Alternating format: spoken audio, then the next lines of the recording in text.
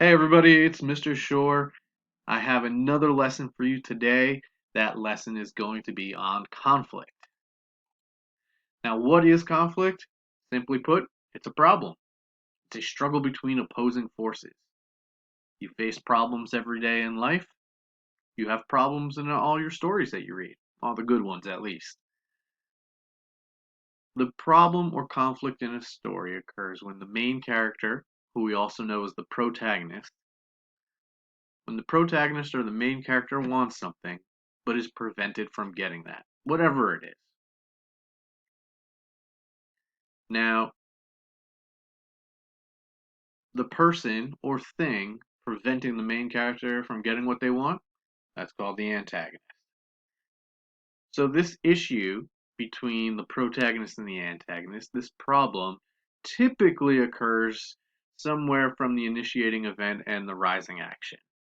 This is where the problem starts to brew. This is where we start to see the issue. There are two types of conflict, internal and external. As you would imagine, internal, the conflict happens inside the person, inside the character. This is what we call man versus self or character versus self.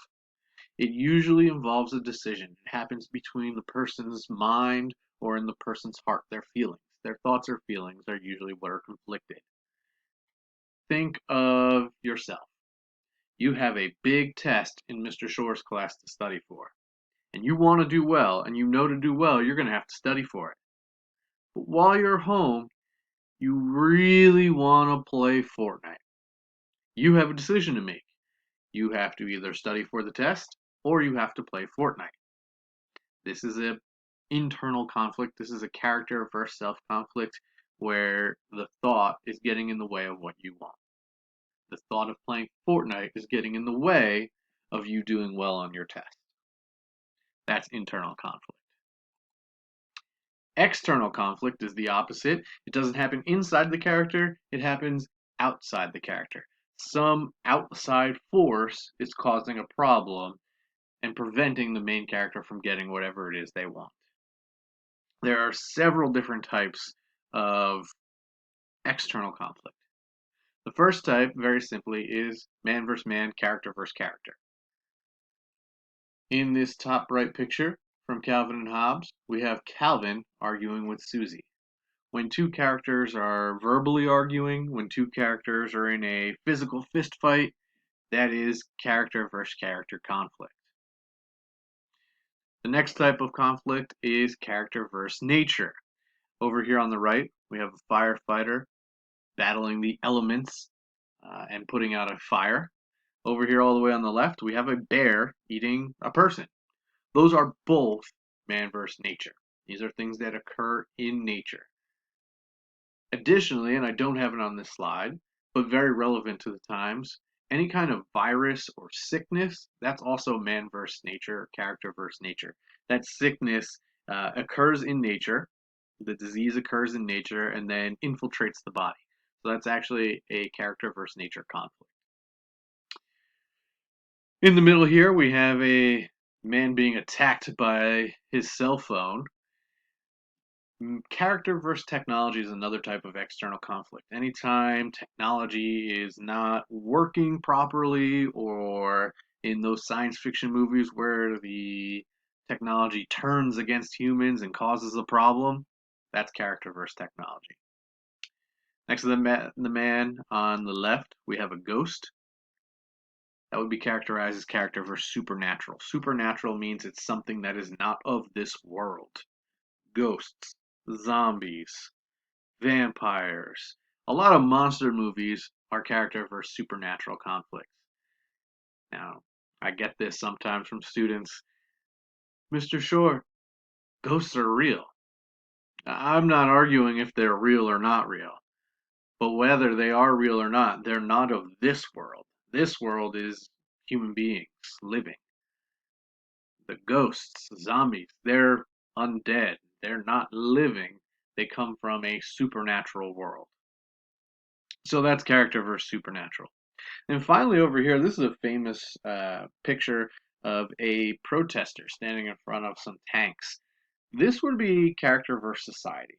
When a character is going up against a group of people that share an idea, a government, a protest, that is character versus society.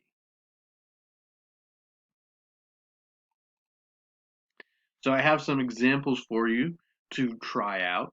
And what kind of conflict would you say these examples are? So this first one, Maria jumped in her car to meet her friends in Richmond to protest a proposed state law she doesn't agree with. So who is our protagonist? Who is this short example about? It's Maria. Maria doesn't agree with something. She's going to protest a state law. State law, that's government. So what kind of conflict is it when the character is going up against the government? That's character versus society. This second one, Sammy had to choose between going to the same college as her best friend or the college her boyfriend was planning on attending. So our main character in this section is Sammy. Sammy has a decision to make. Sammy has to use her brain. Does she go with her best friend? Does she go with her boyfriend? Which one will it be? That is an example of character versus self. The only person that can make that decision for Sammy is Sammy. Finally, we have as Frank opened the car door, the wind picked up and rain came pouring in, soaking his clothing and car interior.